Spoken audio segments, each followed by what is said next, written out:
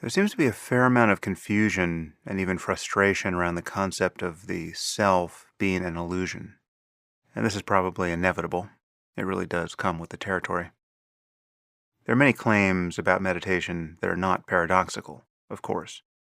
The idea that meditation might make you feel better, that you can become less reactive or agitated or judgmental, that you might spend less time lost in thought, that you might gain some control over your negative emotions. None of these claims are paradoxical, and they all sound very positive. But the idea that you might recognize that there is no self, or that free will is an illusion, these things sound strange, and even undesirable. Now, as it turns out, all of these things are true. Meditation can make you feel better, and it can give you more freedom in the conventional sense. It can allow you to let go of negative emotions, for instance. But it can also reveal that the self isn't what it seems. The illusion of the self, the illusion of free will, the illusion of control, these all come down to the same misapprehension of what is happening in every present moment. So what is happening in every present moment? Well, everything is simply appearing, and it's appearing in a context that is truly undefined, because any apparent definition is yet another appearance. The feeling of confinement, the feeling of being a self, the sense that there's any structure at all to experience. This cannot be the context. It must be among the appearances, in some sense. Otherwise, it could never be felt or known. You couldn't feel like a self unless the feeling itself appeared. Now, I generally refer to the context of experience as consciousness or awareness or the nature of mind. It's merely the fact that things seem to be any way at all.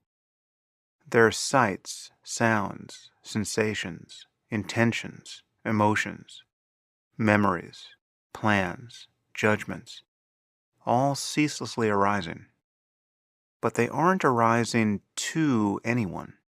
And the sense that they are, the sense that there is a knower in the middle of the known, a seer of sights, a hearer of sounds, a cop directing traffic, a rider on the horse of consciousness, surveying the landscape. That is the central illusion that meditation undercuts. This is where meditation ceases to be a practice and becomes a recognition of the way things always already are. But pointing people toward this recognition can seem paradoxical, and many people find this frustrating. There's an old story that's appeared in many traditional contexts. I'll put it in slightly different terms. Imagine that you're in a city. Let's say you're in New York, and you've been walking around all day and you decide you'd like to go to Central Park. Now, you don't know the city well, and you've gotten a little turned around, and let's say the GPS on your phone isn't working. So you stop a fellow pedestrian and you say, "Excuse me, can you tell me how to get to Central Park from here?" Now imagine if the person responded, "Yeah, but unfortunately you can't get to Central Park from here." Now take a moment to reflect on the strangeness of that answer. We immediately recognize it to be preposterous. What could it possibly mean for there to be a place one cannot get to, given where one currently happens to be? Yes, there would be some regions of space-time that might be inaccessible to us, but not a part of a city. Now, this is a decent analogy for the predicament that every meditator finds him or herself in. You can't get there from here.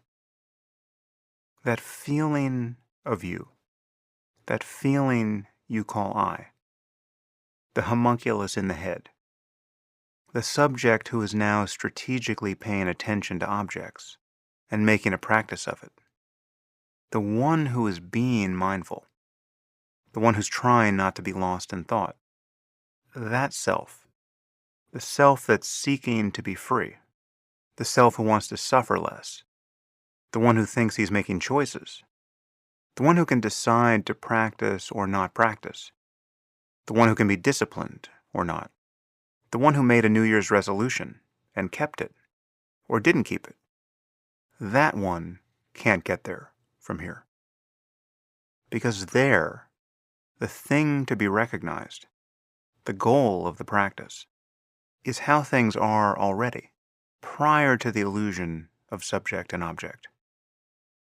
There is already no center to consciousness. So you can't bring the center with you. You can't jump in a hole and pull the hole in after you. That feeling of you doesn't realize anything. The one who is searching for something, the one who is motivated, that one doesn't find anything. In the end, there's just a recognition of the context of experience as the context of experience. And this is the recognition that everything is merely appearing in its own place.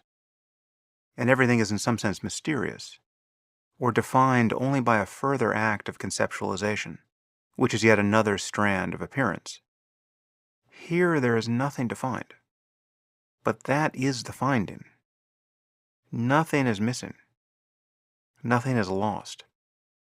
Except for the sense that there's some position from which to seek to improve experience. And this is why the recognition of no center serves the conventional purpose of mindfulness, because it's synonymous with equanimity. Recognition amounts to the radical acceptance of experience in the present. And acceptance doesn't mean you're paralyzed. It's not that one can't act from this place. And in acting, one can change experience in ways that are conventionally desirable. Recognizing the nature of mind is compatible with brushing one's teeth, for instance. But in each moment of recognition, there is simply the totality of appearances, and you are not in the middle of it, or on the edge, or outside looking in. There is no one looking, and yet everything appears. Can you